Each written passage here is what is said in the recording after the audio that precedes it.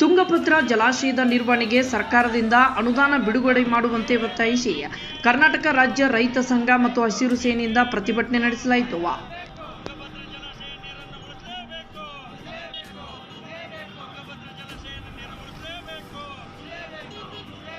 ಇತ್ತೀಚೆಗೆ ಹೊಸಕೋಟೆಯ ತುಂಗಭದ್ರಾ ಜಲಾಶಯದ 19ನೇ ಗೇಟಿನ ಚೈನ್ ಕಟ್ ಆಗಿ ಜಲಾಶಯದ 19ನೇ ಗೇಟಿಗೆ ಭಾರಿ ಹಾನಿಯಾಗಿದೆ. ಇದರಿಂದ ಜಲಾಶಯದ ನೀರು ಅಪಾರ ಪ್ರಮಾಣದಲ್ಲಿ ಪೋಲಾಗುತ್ತಿದೆ. ಹೀಗೆ ನೀರು ಪೋಲಾದರೆ ನಮ್ಮ ಹೊಲ ಗದ್ದೆಗಳಿಗೆ ಮತ್ತು ಕೃಷಿಗೆ ನೀರಿನ ಕೊರತೆ ಉಂಟಾಗಬಹುದೆಂದು ಆ ಭಾಗದ ರೈತರಲ್ಲಿ ಆತಂಕ ಮೂಡಿದೆ.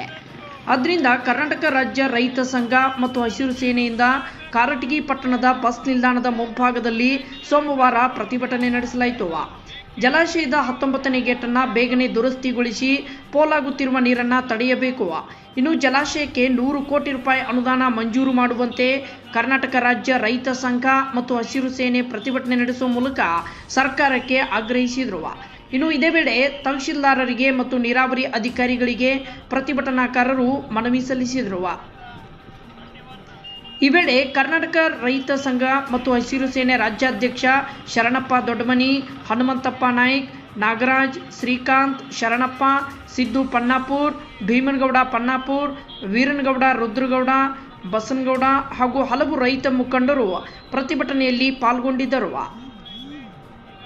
ವರದಿ ಅಫ್ತಾಬ್ ಸರ್ಮುಲ್ಲಾ.